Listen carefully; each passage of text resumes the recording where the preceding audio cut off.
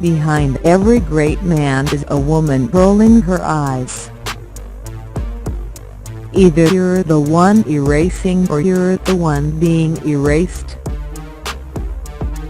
If you aren't in the moment, you are either looking forward to uncertainty, or back to pain and regret. My focus is to forget the pain of life. Forget the pain, mock the pain, reduce it, and laugh. If you've got a talent, protect it. I've tried everything. I've done therapy. I've done colonics. I went to a psychic who had me running around town buying pieces of ribbon to fill the colors in my door. Did the exact thing. Life opens up opportunities to you, and you either take them or you stay afraid of taking them. I tend to stay up late, not because I'm partying but because it's the only time of the day when I'm alone and don't have to be performing. People need motivation to do anything. I don't think human beings learn anything without desperation. I'm very serious about no alcohol, no drugs. Life is too beautiful. I don't think human beings learn anything without desperation. Desperation is a necessary ingredient to learning anything or creating anything. Period. If you ain't desperate at some point, you ain't interesting. I wake up some mornings and sit and have my coffee and look out at my beautiful garden, and I go, remember how good this is, because you can lose it. I know this sounds strange, but as a kid, I was really shy. Painfully shy. The turning point was freshman year, when I was the biggest geek alive. No one, I mean no one, even talked to me. I really believe in the philosophy that you create your own universe. I'm just trying to create a good one for myself. Maybe other people will try to limit me, but I don't limit myself. A lot of good love can happen in 10 years. The money can be a hindrance to someone like me because the danger is that you start thinking, is that a $20 million take? That kind of thing. And being self-critical. My upbringing in Canada made me the person I am. I will always be proud to be a Canadian. I love playing ego and insecurity combined.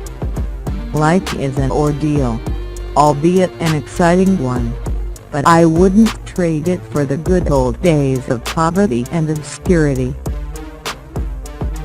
Maybe there is no actual place called hell. Maybe hell is just having to listen to our grandparents breathe through their noses when they're eating sandwiches. My mother was a professional sick person. She took a lot of pain pills. There are many people like that. It's just how they are used to getting attention. I always remember she the daughter of alcoholics who'd leave her alone at Christmas time. I just want to be myself. My report card always said, Jim finishes first and then disrupts the other students. I've arrived at the place if I'm not taking a career risk, I'm not happy. If I'm scared, then I know I'm being challenged. Morgan Freeman is so class. He's so cool. He's so scary. I got a lot of support from my parents. That's the one thing I always appreciated. They didn't tell me I was being stupid. They told me I was being funny. I need privacy. I would think that because what I do makes a lot of people happy that I might deserve a little bit of respect in return. Instead, the papers try to drag me off my pedestal. One thing I hope I'll never be is drunk with my own power. And anybody who says I am will never work in this town again.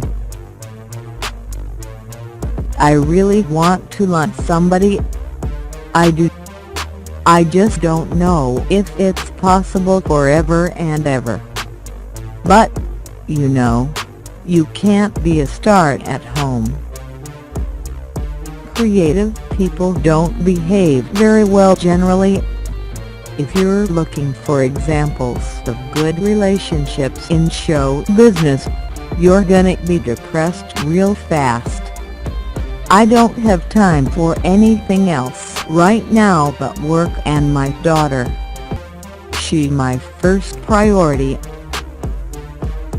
I absolutely want to have a career where you make them laugh and make them cry. It's all theater. My life is not unlike Truman's. I can't go anywhere. We had problems like all families, but we had a lot of love. I was extremely loved. We always felt we had each other. It was such a leap in my career when Truman Show came along. It's always been a long process for me insofar as recognition goes. But that's okay because you appreciate it when it comes. You know, I live a monastic lifestyle. No, I do live in extremes. Basically, I go back and forth. Once every 6 months, I'll have a day where I eat more chocolate than has ever been consumed by a human being.